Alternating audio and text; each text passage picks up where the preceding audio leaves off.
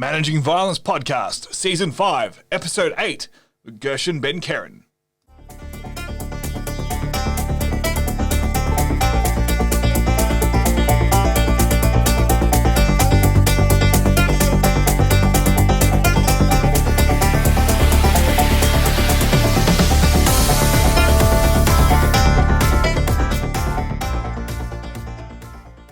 Hello, ladies and gentlemen. Welcome back to the Managing Violence Podcast. I hope you're keeping well. I hope you're keeping safe.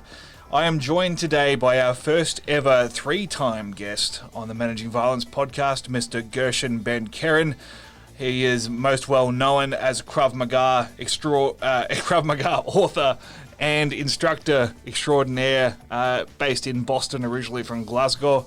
But we're talking to him today from a clinical background because he also holds a bachelor's degree as well as soon to be two master's degrees in psychology and criminology. And we're talking to him today about psychopathy and sociopathy and why it's important to understand what we're talking about when we throw those terms around, especially when we're talking about a violence prevention or self-defense context. But before we get into the interview with Gershon, I just need to thank our newest contributor to the Managing Violence Patreon tribe, Mr. Lee Barrett. Lee has joined the Tribal Council and will now be receiving a whole bunch of perks. So welcome to the team, Lee. We greatly appreciate your support. Now, a little announcement from me as well. I've got to give you a peek behind the curtain a little bit at the moment. I, up until very recently, had considered making this the final season of the Managing Violence podcast. I was starting to wonder if I had contributed about as much as I could. I talked to nearly everybody I wanted to. There's still a handful of people out there that I haven't reached out to or haven't been able to secure yet. But I thought we'd done a good job. We'd kicked the hornet's nest a little bit within the self-defense community, and I felt like we'd come close to realizing the mission, which was to start having some more intelligent conversations about self-defense and violence management. And I had considered whether maybe we would wind up after Season 5 or at least take an indefinite hiatus to allow me to focus on other projects because, as I've mentioned previously, there is another project I have bubbling away, another podcast that I'd like to put a little bit more time into as I get that started. I also have a handful of half-written books which probably need to be finished so they see the light of day, so I'm not just one of those guys that has a ton of half-written books that no one's ever read. So I did consider whether Managing Violence had run its course and it needed to take a break. But as I've reflected upon that decision over the last couple of weeks and I'm seeing what's happening in the US, in other countries, I just think that now is not that time. I feel like what we're doing is so important now as people are feeling less safe in their communities. They're feeling less safe when they're out and about. People from all walks of life. I'm not talking about any one demographic. People in general, I think, are feeling less safe at the moment. And I think we have a duty to continue providing information that helps people feel safer and helps people be more informed about how to manage conflict and troubling social situations. So we will be back for Season 6. So we've got a couple more episodes of Season 5. I will be coming back for Season 6. I just wanted to share that with you guys because I came very, very close to pulling the plug, but I think what we're doing is too important to leave it here. So with your support, we will be back for Season 6. Please continue to support the show. As long as people are listening and I'm getting feedback that people are enjoying it and they're benefiting from the show, then we will continue on. So now that that's off my chest, without further ado, here is Mr. Gershon Ben Keren. I'm joined here by Gershon Ben Keren, the first ever three-time guest on the Managing Violence podcast. Yeah, there's been a couple of two-timers, but you're the first one who's come back for three times. So welcome back. You can't get rid of me. Right, anytime I get to interview a Jewish Scot living in the US, I'll take the opportunity. How's things for you, man? It's good. Obviously, it's like kind of a strange time. We're in lockdown here. So I haven't been teaching live in-person classes for around 2 months. We're hoping that's going to change with an announcement by the mayor on Friday. I was in conversation with their office earlier this week, and they were sort of saying, wait to Friday, because martial arts falls into a funny category that we're kind of not personal training, we're not a gym, we're something else. So we think that we've got a good setup here. We're in a big space at 16,000 square foot. So what we've done is actually hung double end bags at 20 feet intervals. And we have like 10 sets. So we're looking to kind of go, okay, you come in, that's your station. So you're located there. You work the bag, we do drills, blah, blah, blah, blah. We can maintain that social distancing. It's also been interesting because we've got this kind of, with the Black Lives Matter, a lot of protests going on, some of which is turned into rioting and looting, and there's a lot of talk about civil unrest, which was interesting that when this whole period started, I actually did a presentation on civil unrest, more from the basis of would the pandemic and the response to the pandemic lead to civil unrest. And now we've seen kind of another reason why we could be entering such a period. I think civil unrest is often an overused term, but when we talk about kind of the history and the idea of the mob and mob mentality and all that type of things and the different sort of psychological factors that are at play, it's a good discussion point. Yeah, absolutely. And certainly it could be another show in itself, probably a series of shows. So the reason that you're back on for this particular episode, we've spoken about your Krav Maga background. We've spoken about some of your work in workplace violence. But what I actually wanted to draw upon in this episode is your clinical training and your background in psychology. So for those that haven't listened to the first couple of episodes, can you just run through a little bit of your academic pedigree to lay a foundation for what we're going to talk about? Okay. So I did my original bachelor's degree in psychology. I did my master's in psychology and forensic psychology, which is kind of where this part of talking about psychopathy really comes in. I've worked alongside people in forensic settings where psychopathy has been one of those personality disorders when you're working with a prison population and with offenders. We find a disproportionate number of people with antisocial personality disorder and psychopathy, and the two are separate, and hopefully we'll kind of get to that in this discussion. So I've had that forensic setting. I've also, in terms of workplace violence, and I think this is sort of a key disclaimer to point out, I am not qualified as an individual to make a diagnosis of psychopathy. Often when I get called in terms of threat management and mitigation, where an ex-employee or a current employee has said something, the company want to know, is this person a psychopath? Do they have a personality disorder? And my kind of point is, it's very difficult outside of a clinical setting to basically diagnose somebody. So one of the things we'll look at, again, hopefully that will come out in the discussion, is about how psychopathy itself is kind of measured on a scale.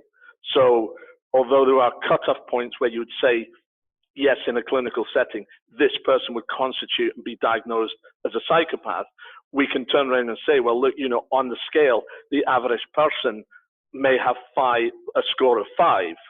The person we're looking at seems to be heading towards the other end of that scale. So although we can't make a diagnosis that this person is a psychopath, we can say they have psychopathic tendencies, and that might be able to help guide us in ascertaining the level of threat and how we handle it. Yeah, so there's so many topics there to unpack, and I think it's probably it's probably prudent to explain to listeners how this conversation came about, because you and I have been going back and forth on this for a little while, and I've tagged you in a few posts to drag you into conversation you might not otherwise seen. And it's sort of been a bit of a bugbear of mine. As you know, I also did my undergrad in psychology, and I see self-defense instructors.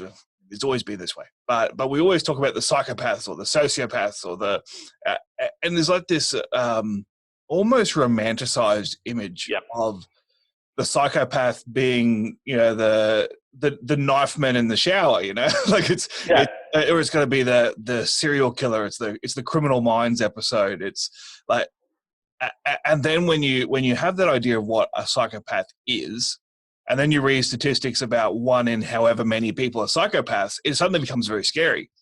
So it's what the reason I wanted to have this conversation was really just to clear up some of those myths and get your perspective, having not just being clinically trained, but also a self-defense instructor, a Krav Maga instructor, and also having extensive experience in the security and protection field as well. I think you're fairly uniquely qualified to offer a rounded discussion about this, rather than just being purely clinical or purely martial arts focused. So let's just start there. What do you think are some of the biggest misconceptions?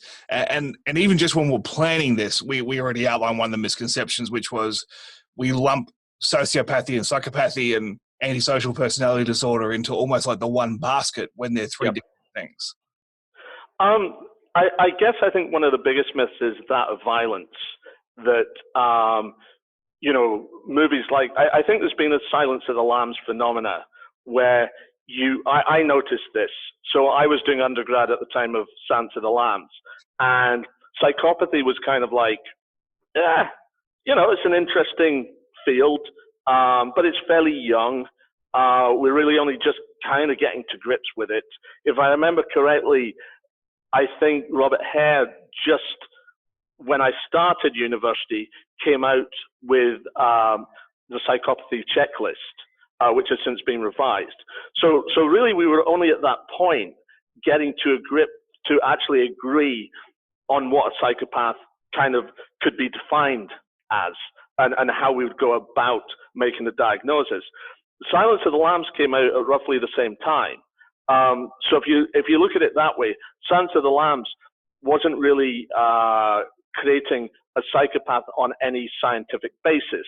It was very anecdotal, and I'm not saying it didn't do a good job in certain regards.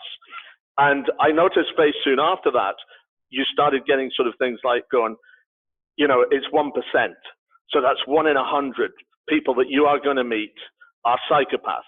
And so suddenly now it became this much more like 1 in 100. Well, if I join a company where there's 100 people, one of those people are going to be a psychopath. And now in the term workplace psychopath started to get bandied around. And the media and certain academics, unfortunately, started sort of making out that this was a much more prevalent condition. And also that every time that you were going to meet it, you were going to meet this person as a serial killer. And again, I think this is one of the important things to note. And again, I think when we start talking about what people mean by sociopath and what they mean by psychopath, we'll see that really psychopathy isn't a categorical measurement. It's on a scale. So you have people who we refer to as successful psychopaths. So people who score highly but are able to integrate into society and become productive members of society. And they are unlikely to be violent because they understand the consequences of that, even if they might be emotionally motivated to do that. But I think the biggest misconception, and when I talk about psychopathy and I have diagnosed psychopaths kind of respond to me, their biggest complaint is we're not all violent offenders. So they kind of don't want to be judged in this way. And I think it's interesting to know, we were talking a bit earlier, kind of off script, about how the very term psychopath has emotional luggage attached to it. It's a personality disorder. It's a condition. It's something we diagnose. And working in the field of psychology, I look on it in terms of a disorder in the same way that maybe a sports injury doctor would look at flat feet. It's a diagnosis. You've got flat feet. It's not a judgment, of like, oh God, you got flat feet. But psychopathy tends to get labeled with that emotion. And the problem with that is we can end up misunderstanding both the person we're misdiagnosing as being a psychopath and also the condition itself. It seems that in colloquial speak that psychopath is a synonym for evil. And, yes. And that's just patently untrue. But as you said, it's got such emotional luggage that the only time we talk about psychopaths is in the wake of some horrifically violent crime, Yeah. or incredibly toxic work behavior, for example. Yeah, this is really the only time the term comes up. So I think probably just as a foundation for the conversation, let's define terms a little bit. So what is psychopathy? Psychopathy. So I would start a little bit earlier than that and go, psychopathy is a personality disorder. So what we first have to understand is like, what's a personality disorder and what's a mental illness? So really, if we look at what a personality disorder is, it's a condition in which a person thinks, feels, perceives, relates to others in a way that is different to the majority of people. The easiest way is maybe to look on it as we have something called the personality functioning continuum, where we have healthy adaptive people at this end and put hands on screen so you can see unhealthy maladaptive people at this end. And most of us exist somewhere along this spectrum. And most of our maladaptive behaviors don't really cause us any problems. So we might have a shortness of temper, but really we can rein that in. We can control it. So when we're looking at personality disorders, these are things which are problematic and persistent. So it's not something that a person can just choose not to do. It's kind of their worldview, how they think of things. And that worldview and how they think of things is very different to the rest of us. So this makes something like psychopathy different to a mental illness such as schizophrenia. So, you know, schizophrenia is an illness. It's so, you know, with the psychosis and the way that people are seeing the world in a kind of fantastical way. So somebody with a psychosis might view you as suddenly being this fire-breathing dragon. Somebody with a personality disorder isn't going to do that. They can interact with you and deal with you, but their angle that they look at you is slightly different. So for instance, if we take paranoid personality disorder, I know it's stereotypical to think about that person as always thinking about somebody's out to get them. It's actually more complicated than that. It involves rigid black and white type thinking. But the paranoid person is going to think when they interact with you that you're trying to get one over on them, that you're trying to con them, you're trying to do, that's their view of the world. They're not seeing you as a fire-breathing dragon. They're still seeing you as an individual, but motivated in another way. So the kind of way to think about the disorders, and the DSM sort of identifies 10, psychopathy isn't included. It's kind of a subset within antisocial personality disorder. To think about it, you're dealing with people who are seeing the world kind of as you do, but in a slightly different angle and from a slightly different perspective, in a way that is going to cause them problems in terms of interacting with everybody. So psychopathy is a personality disorder. So I think that's always the first thing, you know, to define. And it's interesting that when it was first kind of mentioned, defined by Philippe Pinel, he sort of said it was an illness of affection, of emotion, not reason. That these individuals are capable of reasoning and functioning as a normal person, but there's kind of a problem with their emotional disposition and the way that they interpret and respond emotionally. Yeah, and I think that's. I mean, there's everything you say is worthy of exploration. But I think one of the things just to draw out there, because it's again from my experience a misconception that I see a lot is, and I think it's just a matter of lack of knowledge. Is people correlate psychopathy with psychosis? It's like, oh, he's psychotic. It's like, well, no. Being psychotic is completely different. Totally different. Yeah, they sound the same, but they're not the same thing. Yes, and this was a thing where Harvey M. Cleckley, who wrote The Mask of Sanity, I think 1941, which was one of the first times when an actual sort of clinical population were kind of investigated from this sort of view of psychopathy. And, you know, his whole thing was, these people aren't mad. You know, they're not mad people. And that's, again, what Pinnell was trying to sort of say, that before we've looked on disorders as people being mad, these people aren't mad. They're able to reason, but there's something emotionally different about them that makes them interact with others differently. So it's kind of like, you know, the mask of sanity, as Cleckley put it. You know, it all looks absolutely sane, and the way they're moving around the world kind of looks sane until you really get under the covers, or really start investigating their relationships with others. But on the mask of things, these people look to be functioning as normally as anybody else. Yeah, and I think it's fair to say that the vast majority of people that are psychopaths, and again, that term just seems so loaded, even just when I say it in this context, but that they are perfectly well-functioning individuals. They keep things under control.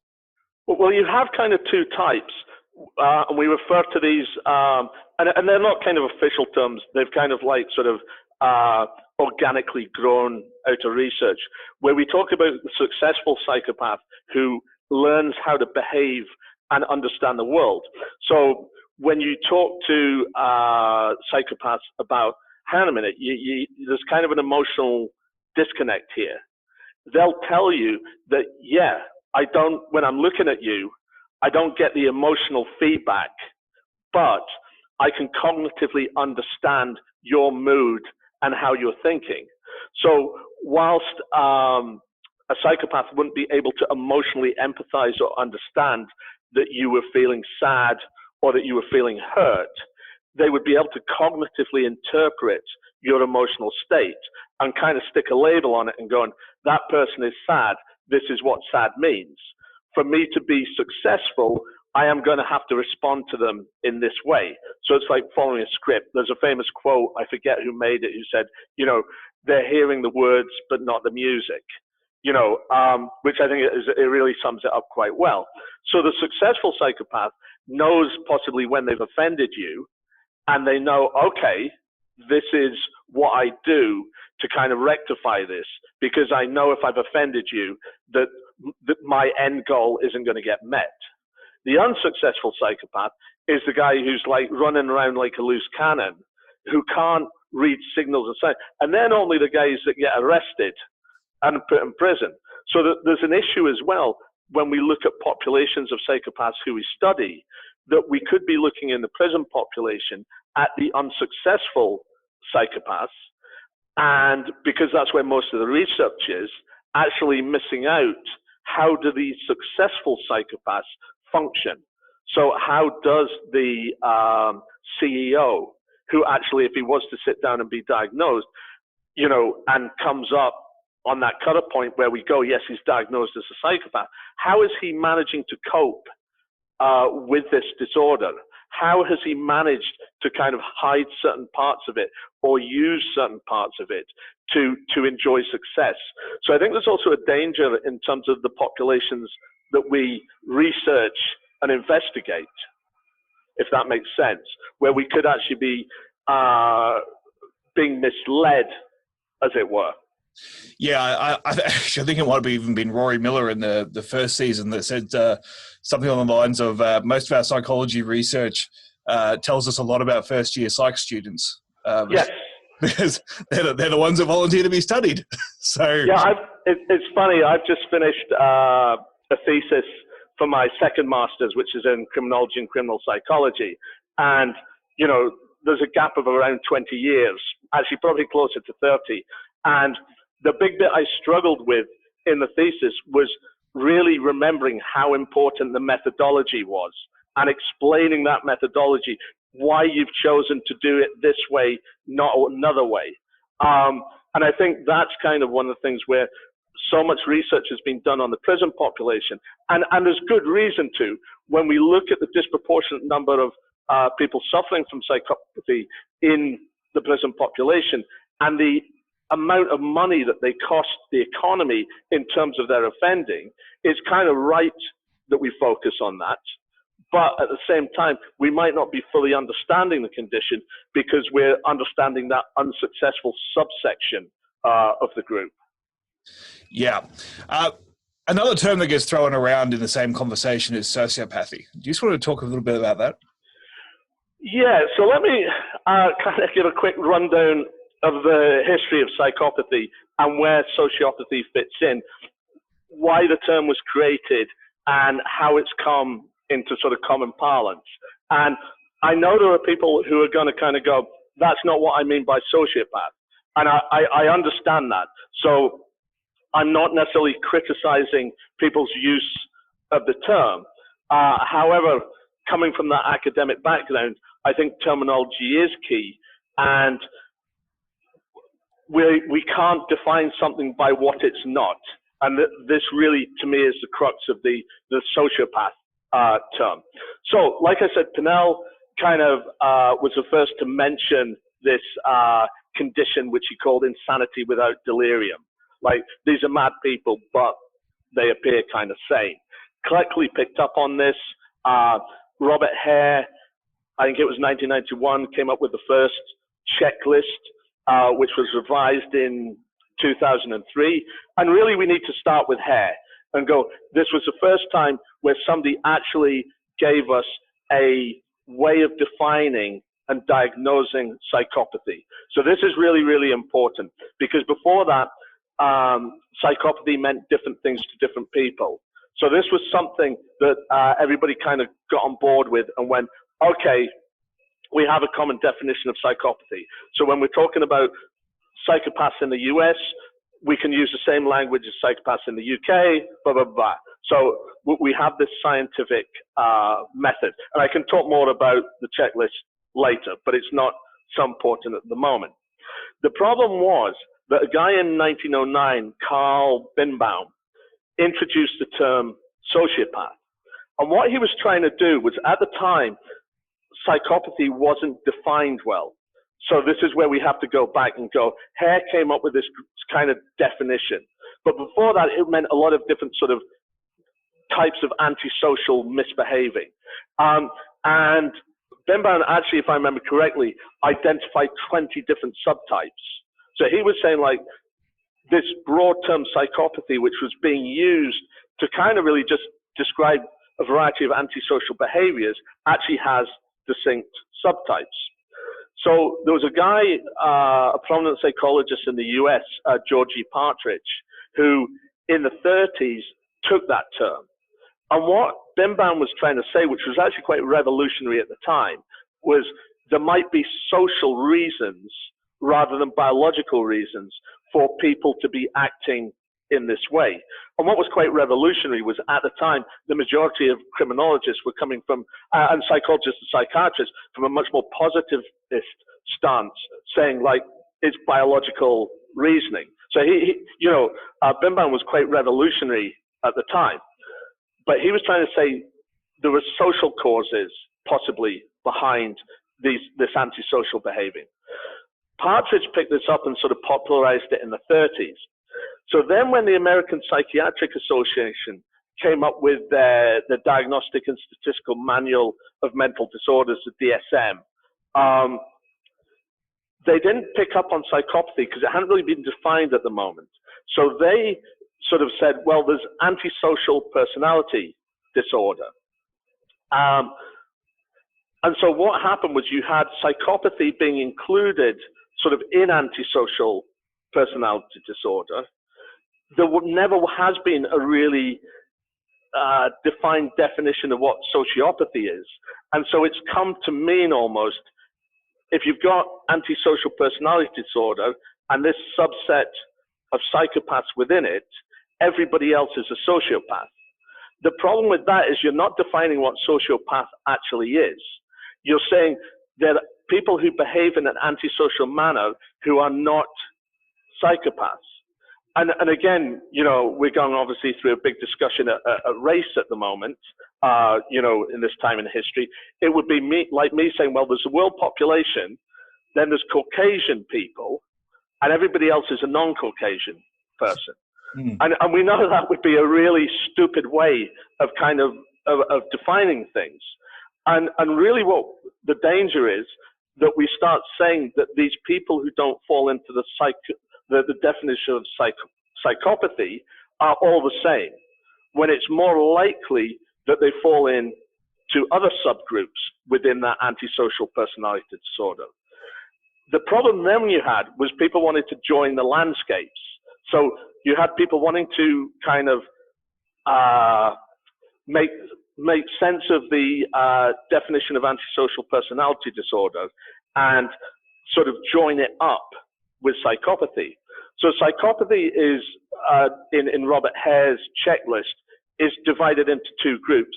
There's factor one, which is interpersonal and affective, and the factor two, which is lifestyle and antisocial. So people look at what's on the factor two list, the lifestyle and antisocial, and go, well, actually that marries up to a certain extent with the definition of antisocial personality disorder. So you've had people who've said there's two types of psychopathy. There's type one, which is kind of all of it. And then you have these type two people who behave in an antisocial manner. So let's call those type two people sociopaths. The people who fit them all, psychopaths, and now we've kind of like made sense of the language. Where really, to my mind, what we should be saying is there isn't a diagnosis for sociopath. The only way we can diagnose it on the current nomenclature is to say what it's not. It's people suffering antisocial personality disorders who don't fit the definition of psychopath. The issue, I think, with that, it's an unscientific way of defining. You know, we should be defining things because, again, in psychology and psychiatry, we talk about pertinent negatives. So a pertinent negative is something that when we make a diagnosis is missing. So we might turn around and say that somebody who we're going to class as a narcissist has to have 5 characteristics out of a list of 8, for example. If one of those characteristics is missing, they only have 4, then we have to turn around and say there's a pertinent negative. There's something missing that doesn't enable us to make that diagnosis. Because we don't have such a list defining sociopathy, how can we make a diagnosis that somebody is a sociopath? And a lot of the problems have come because Robert Hare intended the psychopathy checklist to be a scale. So basically, there's 40 kind of questions, as it were. You get 0, there's 20 questions, and the score is 40. You get a 0 if 1 isn't present. If it's sometimes present, you get a 1. If it's strongly present, you get a 2. So there's 20 of these things, maximum score of 40. And it's a scale, so people are on this. What people trying to use the term sociopathy have done, have turned the scale into a categorical measure, that people are either in this category, they're in factor 1, or they're in this category, which is factor 2. So they're using the checklist in a way that it wasn't meant to be used. Now, Hare has argued that the psychopathy checklist, the definition of psychopathy, should be identified in the DSM as a distinct disorder to antisocial personality disorder. The problem with that is, and this is again understanding the point of the manual, is to diagnose a condition. And so you have things in Hare's checklist where he'll talk about, does the individual have glib superficial charm? How do you measure glib superficial charm? It's difficult. Whereas if you look on the antisocial personality disorder, it'll have something along the lines of somebody who repeatedly performs acts that are grounds for arrest. Yeah? So has the person been arrested? I can measure that. Yeah. So the DSM and the psychopathy checklist are kind of measuring different things. And this again can be a problem with the DSM when it gets used in a legal setting. because it wasn't intended to be used in a legal setting. It was intended to diagnose a condition in order to treat it. And this is again where sometimes, you know, in court proceedings, we've had a psychiatrist report on the individual and he's been diagnosed as a psychopath. And suddenly now a whole load of behaviors get associated with that diagnosis. So this person can be unfairly treated within a legal setting because a jury is hearing, like you said, psychopath, the guy must be evil. And that wasn't what the DSM was intended to do. So I think a lot of the confusions and problems around sociopathy and psychopathy and antisocial personality disorder comes from us trying to say that they can all make sense together and they're all measuring different facets of the same thing, where really they're tools for measuring very different things for very different reasons. I hope that makes sense because it's one of those conversations every time I have it, I realize that like I'm kind of going around in circles, filling a bit in here, missing a bit out there. But, you know, there's historical context and all this business. I think in short, my line is, it's better to turn around and say, there's this broad umbrella term, antisocial personality disorder, which contains a group that we're able to identify and diagnose as psychopaths who exist on a scale, and kind of leave it at that. That's what we can do. We can do safely. I think there is a danger to sort of coming up with a condition to which there is no way of measuring it, and that's the problem with sociopathy. Yeah, and I think it's what you provide there is really valuable, especially for those of us that are instructors that might be using these terms without really understanding them, or based upon, you know, pop science books or whatever, wherever we've come across this material. Sociopath and narcissist, and like, we need to understand what these mean, or if they mean anything. And if they don't mean anything, if it's just your interpretation of the term or how you're using it, that's fine. Just make sure that you're explaining that's what it is. It's not an actual condition. You know? And there's also an issue with a lot of these disorders where there's comorbidity, where we had a thing in the UK where it wasn't a clinical term, and basically everybody within the forensic and clinical setting went, hang on a minute, you can't do that, where the government defined the term, which was dangerous and severe personality disorder, which was basically when people suffering from psychopathy had a comorbid condition of borderline personality disorder. And it was found that these people were statistically higher of committing violent offenses. And there's a couple of issues here with comorbidity. Is you have an axis 1 condition and an axis 2, so a primary condition and a secondary condition. So it can actually be extremely difficult to make any diagnosis at all, because you're having to work out which is the primary one. You've also got the fact that there are certain crossovers. So within, and this is what really picked me up on where you mentioned narcissism, there are narcissistic qualities within psychopathy, such as a grandiose sense of self-worth. And we talk about psychopathy and narcissism as being immature personality disorders. And I'll try and explain what we mean by that. So not that I like using this because it's an unscientific structure, but Maslow's hierarchy of needs.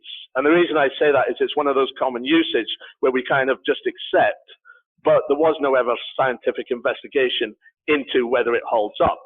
But it's kind of like a good way of explaining it. So we have our base needs like food and water. I think above that, the security, love and family friendship, up to self-actualization. And both narcissists and psychopaths really are just concerned with the two bottom levels. And this is what we mean by immaturity. Like a narcissist isn't concerned with self-realization and actualization. In fact, their whole condition is fighting against that. So what you have is, if you had a brush-in with somebody who was grandiose, you know, and had that sort of high sense of self-worth, you don't know the condition. Are they a psychopath? Are they a narcissist. There's kind of a meshing. It's kind of interesting. I read a study in, I think it was 2013, Hancock and Woodward, who did a really interesting one, which was looking at the speech patterns of psychopaths and non-psychopaths. And basically they had a base of those who had committed homicides. So you had the non-psychopaths and the psychopaths. And what they found out that when they interviewed both groups to sort of relive and retell the story of why they'd killed and, you know, what were the events behind it, with the non-psychopaths, they would talk about sort of like love, being betrayed, you know, all of these human emotional things, where the psychopaths would talk about what they ate that day, what they had to drink, and these kind of lower level type of things. Yeah, you know, so you start to see what like the psychopaths are actually concerned with. They're concerned with very low level things, you know, about having enough to eat, having enough to drink, you know, having shelter, blah, blah, blah. They don't have that sort of desire or ability to self-actualize. So you have things there where there's that commonality between narcissism and psychopathy. And I think that's probably, we'll get into the checklist shortly, I think, because I think that will be useful for people. But this commonly quoted meme about 1 in 4 CEOs are psychopaths, for example, I have no idea if that has any scientific merit or not. But I think everyone likes to think their boss is a psychopath. Absolutely. Because it justifies why they're always angry at me. But it's a powerful label, because if, for example, at some point the board want to get rid of that individual and they've already labeled them as a psychopath, it makes it much easier. Well, the guy was clearly a psychopath. You know, so it can be self-serving to the groups who label. And like you say, I have no idea. You know, most of the research has been done on prison populations where when people come in, they get screened. You know, I don't believe there's such a process for when somebody starts work or at various phases where, you know, there is a psychiatric or psychological evaluation. Or if it is, I'm sure it's very, very couched because of privacy concerns and the like. So, yeah, I think it's like, you know, 1 in 4, that sounds reasonable. Yeah, you know, I mean, maybe every 4th boss that I've had, you know, was a bit of an ogre and a bit of a nightmare, and like, okay, yeah, that seems anecdotally good.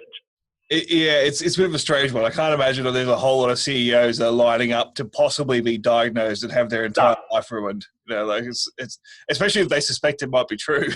Right, and there are certain things as well, and I think this is what often gets overlooked. And this is something I have to explain to companies that bring me in.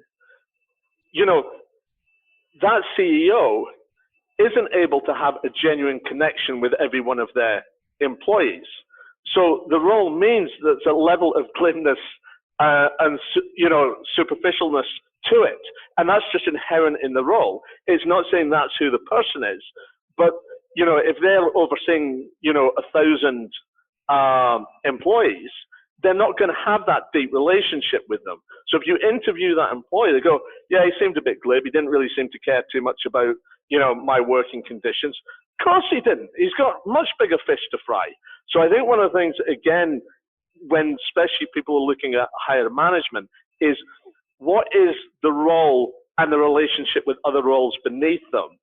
And, you know, that doesn't mean that that person's way of behaving is actually a character trait. And obviously when we're looking at a diagnosis of psychopathy, we're trying to turn around and say, is that a character trait? Is it problematic and persistent? And I know that might sound like I'm giving a lot of bad bosses a kind of buy on that, but I think we do have to be looking at what does a role demand. Like if you were ever served in the military, it's a hierarchical organization. You know, and people of certain ranks have a way of interacting with people of a lower rank. And that's just the structure.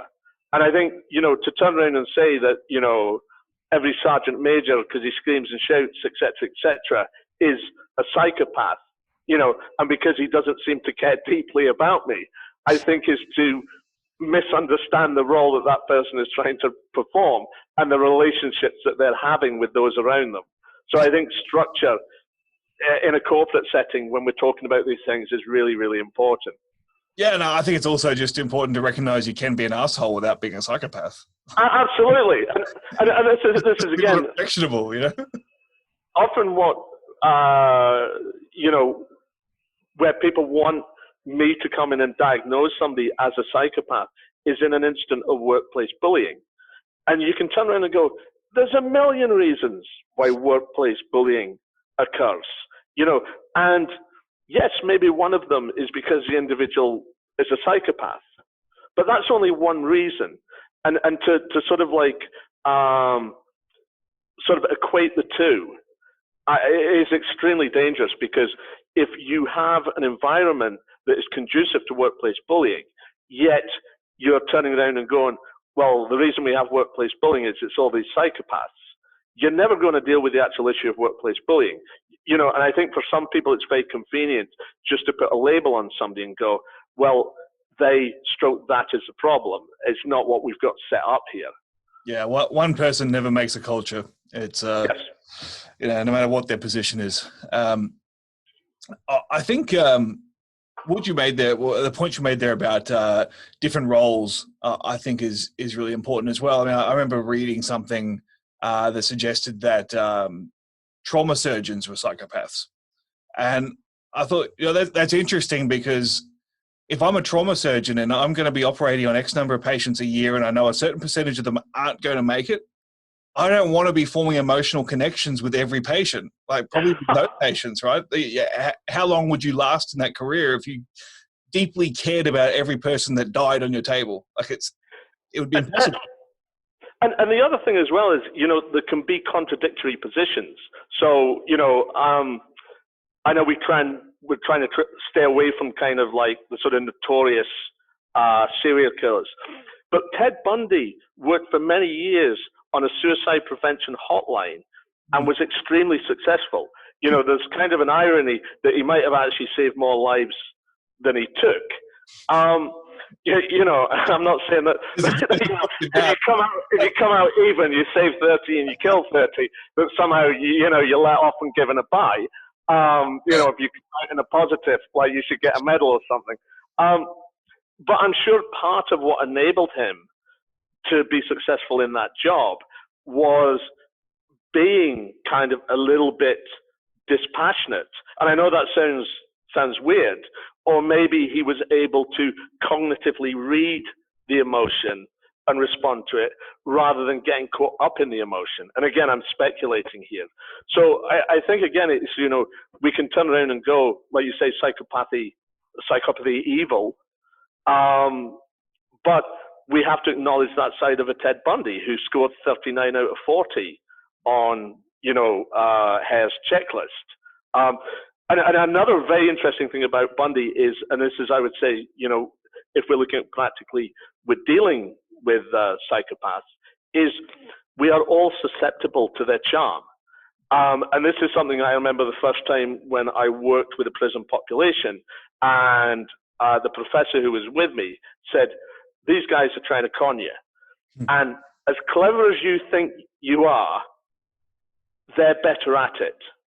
And you had, after the sentence of the death penalty was given to Ted Bundy, the judge, summing up in his remarks, said, this is a terrible loss of life, not meaning Bundy's victims, but Bundy himself. He was saying, like, the fact that you have to be executed, he sort of says, is the greatest sadness of my career. He said, because Bundy represented himself, he said, you would have made a fantastic lawyer. I would have loved to have you practicing law in my court. And he uses something like the term partner, but partner, you took a wrong turn. But he referred to in his career that having to sentence Ted Bundy to death was the greatest loss of life. And I think if you think about somebody being tried for 30, he confessed to 30 murders, and you're going, executing you is the greatest loss of life. I mean, that's somebody who's done a job on you. All right. Wow. Yeah, it's that's pretty fascinating. I think it was The Gift of Fear, debunks. The first time I came across this idea that charm is a skill. It's not an attribute. You're not charming because you're a nice person. You have the ability to charm. Yes, and it's so true. It's not a character trait. It's a behavior. Yeah. You know, I can charm you to get you to behave or act in a certain way, whilst all the time having extremely nefarious purposes, you know, and motivations behind that. Well, I think that maybe that's why, just speculating from my end, but maybe that's why it's so intrinsically linked to psychopathy, because I don't have any emotion towards you anyway, so I can be completely clinical in the way I manipulate you, because I don't have to overcome any resistance. Well, the thing is, and I think this is one of the things that kind of gets forgotten, is people have a bit of disconnect, which is, why is somebody who doesn't get emotional kind of playing with somebody's emotions? You know, I think that's another one if we talk about misconceptions. And the reason being is that one of the characteristics of psychopathy in Hare's checklist is that of boredom, that these individuals get bored very, very quickly. So they create games to kind of entertain themselves. And so whilst they don't understand, let's say, the discomfort they're putting somebody under from an emotional point of view, they do from a cognitive position. There's a great scene in, No Country for Old Men. I don't know if you've seen it, where I forget the actor, where he goes in and basically he's wanting to get the gas attendant to flip the coin. And basically the gas attendant doesn't understand what this game is. And really it's whether he gets killed or not. And you'd kind of go, well, why is a psychopath engaged in this? Like they don't really understand like the emotional discomfort. And it's that they do understand it, they're bored, and they're going to play a game with it. Because another condition is they don't have long-term goals. So what they're doing is kind of for that moment, you know, let me entertain myself. Yeah, I was just going to say, to me, like a psychopath playing with your emotions is kind of like us with a laser pointer and a kitten, right? It's like, I don't understand why you're fascinated with it, but it's entertaining to watch. Yes, yeah. and it's that kind of boredom thing, you know.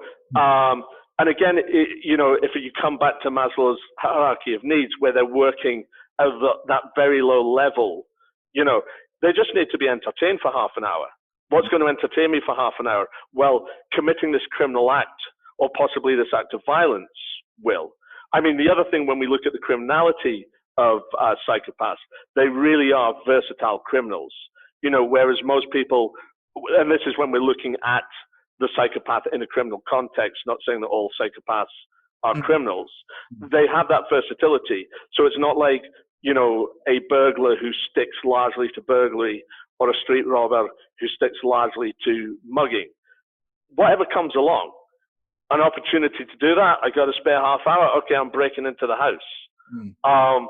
You know, so again, when we start to look at these individuals, it's really about, you know, what's available to me at the moment. You know, and this is, again, I think one of the dangers where, you know, you try and look too hard to understand what is the motive behind it. It's killing time. That's a large part of the motive. Yeah, and there's no necessarily emotional precipitation. I mean, it's not like they're angry at the person, that's why they killed them. So from an investigation point of view, it's harder to find them because there's may not be any direct link between individuals. So as we sort of near the end, I would like to provide some actionable sort of content for people. So I think that checklist is a really valuable tool in terms of, let's say that we've got someone in our lives that we're concerned about, maybe a psychopath, maybe it's a new partner, maybe it's someone who's hanging around our kids, whatever it is that we're concerned about. What are the things that people should be looking for I won't say to diagnose, but to, I guess, categorize in a way whether someone might be a psychopath? So I think the first warning sign is if you feel you've got to do that. That would probably be my biggest one. If you feel that you've got you need to investigate an individual in some way to ascertain whether they have a disorder, it shouldn't really matter if they have a disorder or not. If you're at that point of investigating, something's probably wrong. And I think this is sometimes where people go wrong with these kind of personal diagnoses, where they go, oh, I went through the psychopathy checklist. He came out fine. And the fact that you had to do this says there's probably something wrong with your relationship with that person. Yeah, so, your Google history might give you more indication than anything else. It's one of the things I always say about carrying pepper spray. If you find your hand reaching in to hold that pepper spray, that's probably the most useful thing that pepper spray has done to you, because it's told you that you shouldn't be in denial or discount the situation. The threat is real. So I'd say the first thing, if you find yourself reaching for the psychopathy checklist, so the PCLR-R, for those if you want to have a look for it on the web, there's PDFs and all that that's probably your first issue. The next one is to kind of probably understand how it's organized. So like I said, there's two factors. I would miss that over. Don't get caught up on that, because you'll start thinking they're this type or they're that type. What you have under each factor is two facets. So under factor one, which is interpersonal, stroke affective, look on affective being kind of as emotional, you have facet one, which is interpersonal. Is the person glib and superficial? Is it superficial charm? Is there a lack of substance behind who they are? And again, come back to that idea of Maslow's hierarchy. These aren't people who can, it's an immature disorder, who can sort of move up to the next level beyond kind of food, shelter, and survival. Do they have a grandiose sense of self-worth? Pathological lying. Are they conning and manipulative? And if you wanted to score them, 0, no, they're never conning and manipulative. 1, sometimes they are. 2, they kind of always are. And this is actually just to point out an issue that although we kind of generally accept Hare's checklist, it's not without question and kind of like analysis in terms of its validity. And one of the questions always gets asked of it is, well, for me, I might have a different measure of glibness than you might have. So, it's subjective when we're measuring it, because it's down to the person who's interviewing. So I've seen people when I've sort of mentioned these things gone, that's him. It's like, he's glib, he's superficial, he's always conning me. And it's like, hang on a minute, you kind of want to believe this. Yeah. You're excited about this. Yeah. That's it. You've nailed it. And any diagnosis has to be made objectively. Like, we need to look at okay, so you say the guy is a pathological liar. Let's actually look at the number of untruths he's spoken within a period of time. Okay, that will give us an idea if it's pathological. If it's, when you ask him, what you look like in a certain dress, and he always goes, you look great, honey. And then you turn around and go, I don't think he meant it. I don't think you can categorize that as pathological lying. But if you're wanting to see this person as a psychopath, you'll put that down and include it. So there needs to be some objectivity when you go through this list. The next one is the affective. And the biggest one is the lack of remorse and guilt. And there's an argument that one of the problems with Hare's checklist is everything is weighted evenly, where really should it be that lack of remorse and guilt is actually a more significant factor than superficial charm. And again, I would turn around and go, context, superficial charm, what's the context within you've witnessed that superficial charm? I think that's important. Lack of empathy, again, maybe that's more important. Failure to accept responsibility. However, what you've got to look at is how these two facets interrelate, because otherwise you could be theoretically misdiagnosing somebody with another disorder. So if you focus on the grandiose sense of self-worth, maybe you're actually looking at dealing with a narcissist. And the easiest way to sort of identify if you're dealing with a narcissist is ask them if there's anything in their life that they could change which would make them better. And if they turn around and say, no, this is as good as it gets, there's no room for improvement, then you're probably dealing with a narcissist, So there are almost like questions within questions. And this is where really for somebody to use this properly, there needs to be a level of training and understanding behind it. The two other facets, 3 and 4, which come under factor 2, which is lifestyle and antisocial, are kind of more measurable. And these kind of correspond more to the antisocial personality disorder. They're much more measurable because it's hard to measure pathological lying, because you could only be aware of 20% of the lies, so these are the things where, again, there needs to be a greater level of investigation. But a clear one is like parasitic lifestyle. Is this person living off you? Do they lack long-term goals?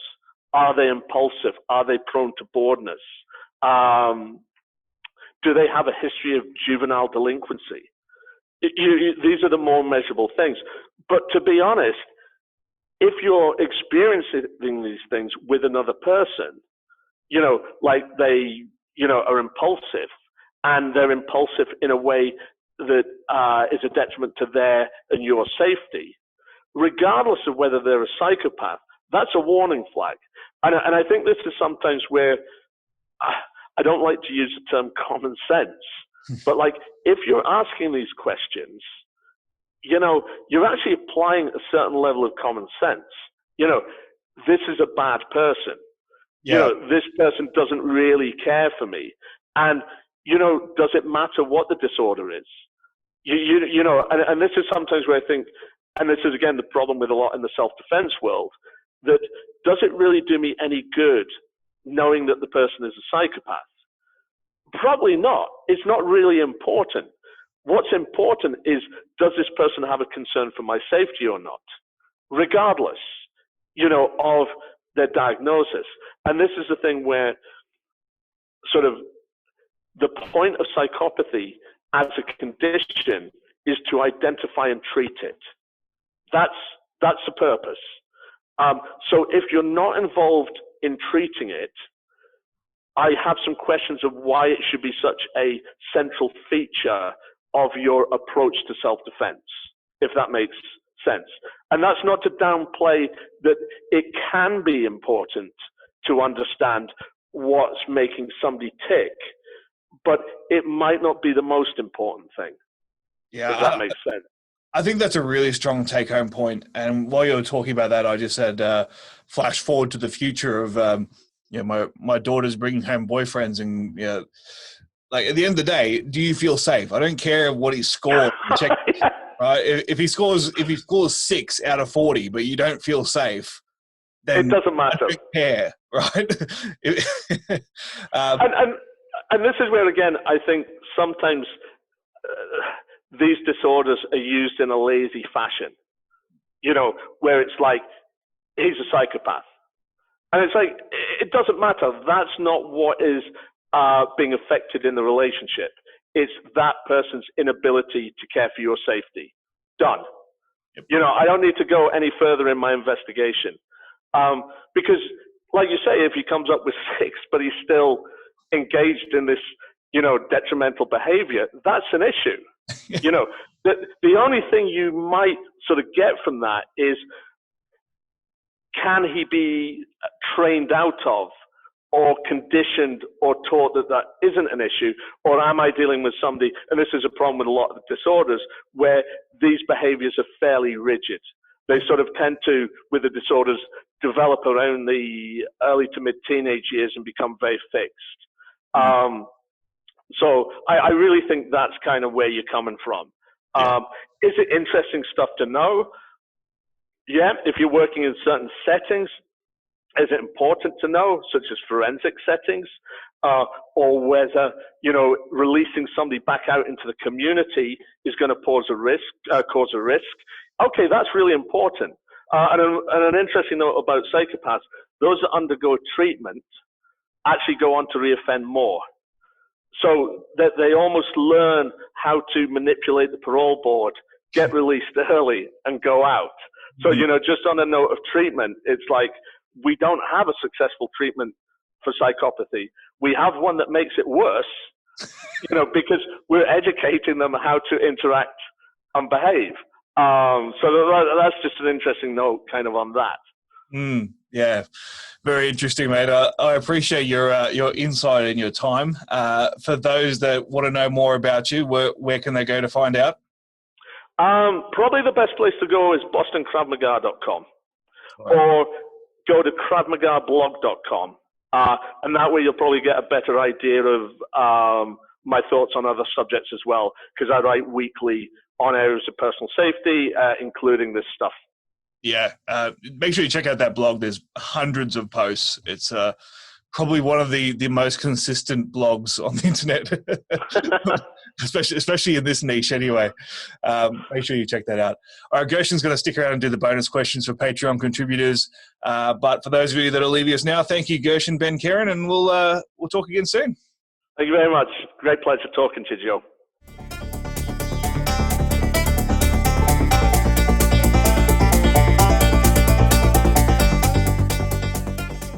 Thank you once again to Mr. Gershon Ben Keren for a topic that, as we discussed, I think is so important that we have an understanding of and we don't just go with the pop psychology or whatever we've read in an article. It's something we really need to understand. If we're going to talk about people that suffer from psychopathy or sociopathy, we have a duty to understand that and to make sure we're passing on correct information to our students. If you'd like to know more, please check out Gershon's website and blogs. He's full of information, and there's a ton more reading material out there if you'd like to know more. Until next time, I'll talk to you again soon.